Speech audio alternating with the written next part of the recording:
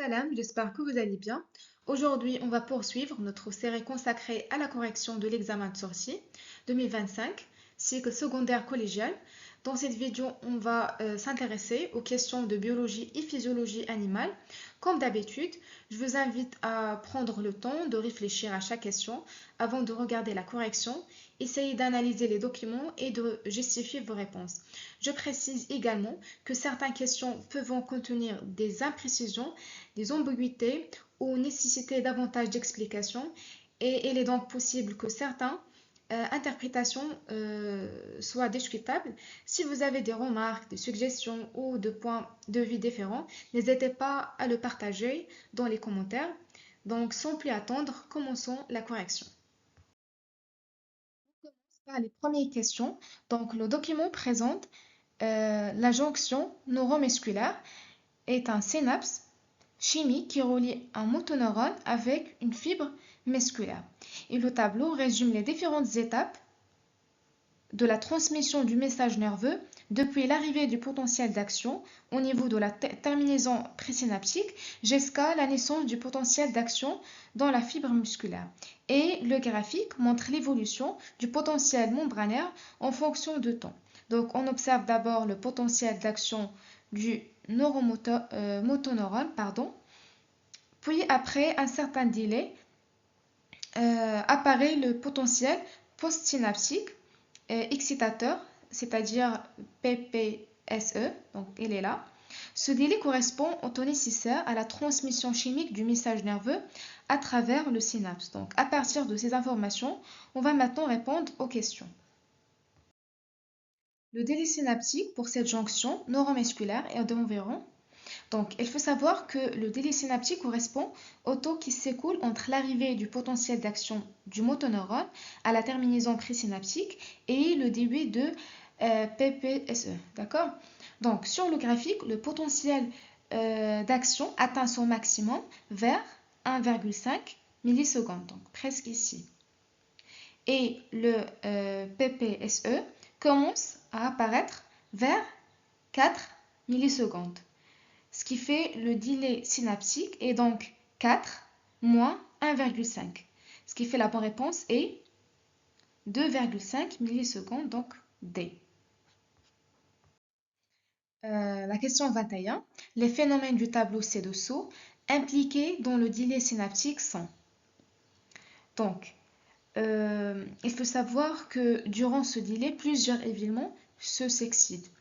D'abord, l'entrée des ions calcium dans la terminaison présynaptique, puis la libération du neurotransmetteur dans la fente synaptique, ensuite sa fixation sur les récepteurs de la membrane postsynaptique, et enfin l'ouverture des canaux provoquant l'entrée de sodium et la sortie de potassium. Donc ces phénomènes correspondent aux 2, 3, 4 et 5 du tableau. Ce qui fait la bonne réponse est C.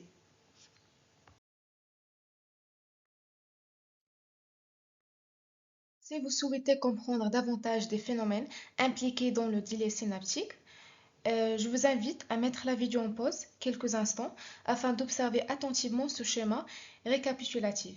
Ce schéma résume les différentes étapes qui se déroulent entre l'arrivée du potentiel d'action au niveau du moteur et la naissance du PPSE dans la fibre musculaire.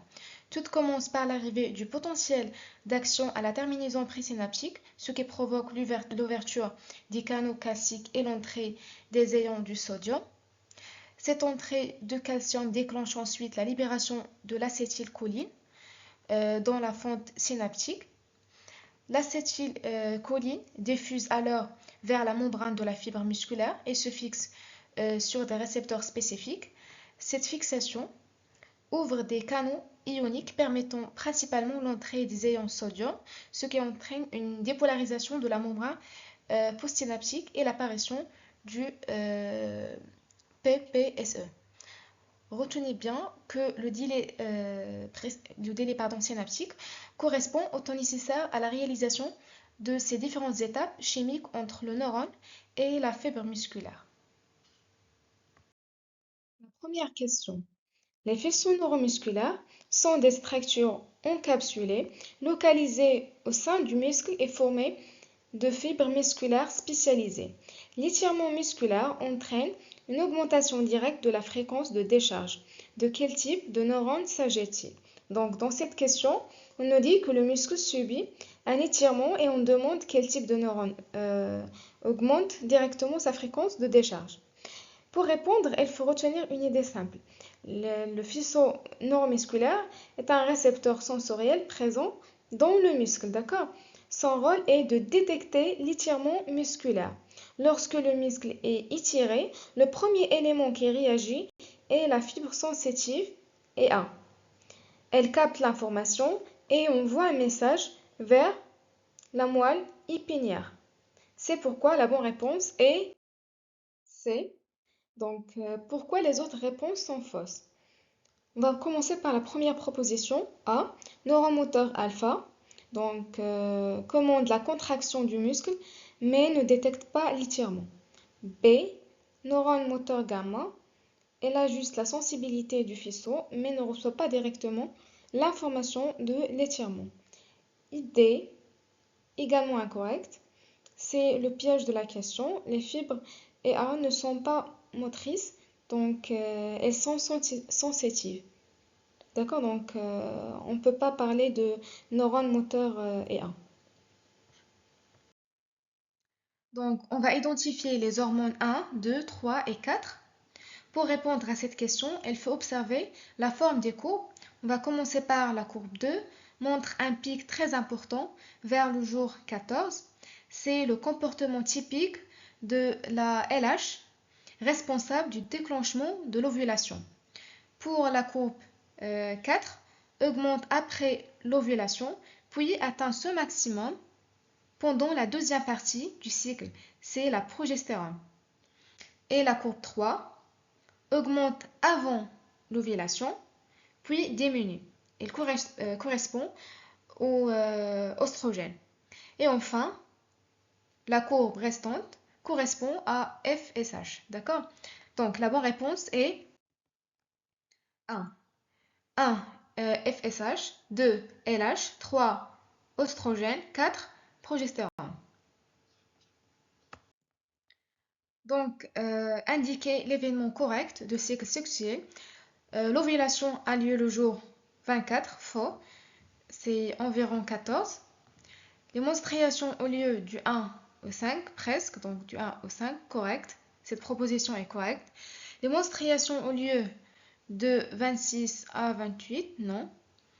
La nidation a lieu le jour 14, non, c'est pas vrai. Donc la bonne réponse est B. L'ovulation est provoquée par le pic de LH, d'accord? On peut observer ça dans notre courbe, exactement la courbe 2. Comme vous pouvez observer, on a une augmentation brutale qui déclenche la libération de l'ovocyte. Donc la bonne réponse c'est LH. Quel est le rôle de l'insuline dans la régulation du glucose sanguin? Il faut savoir que l'insuline, c'est une hormone produite par le pancréas lorsque la glycémie augmente, notamment après un repas. Son rôle est de stimuler l'entrée du glucose dans les cellules afin qu'il soit utilisé comme source d'énergie ou stocké sous forme de réserve.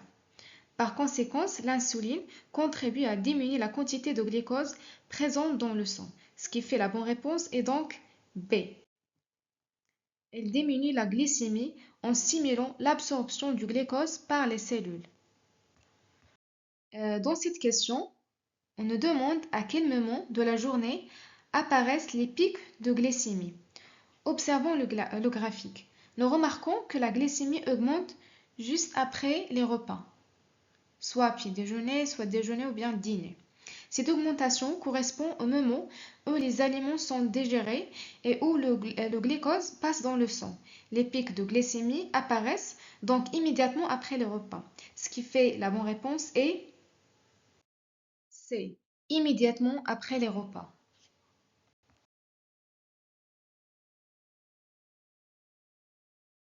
Donc, dans cette question, on cherche la valeur approximative de la glycémie à jeun chez une personne en bonne santé. Donc, à partir du graphique.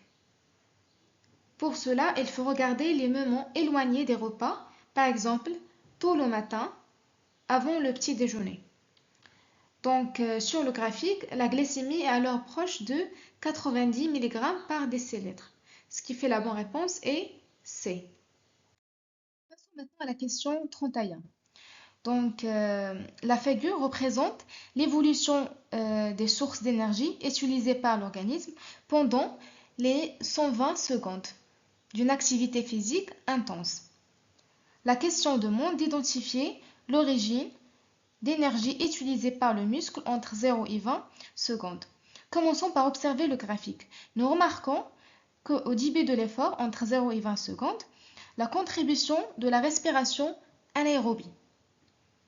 On a une augmentation très rapide de cette respiration, alors que la respiration aérobie reste encore faible.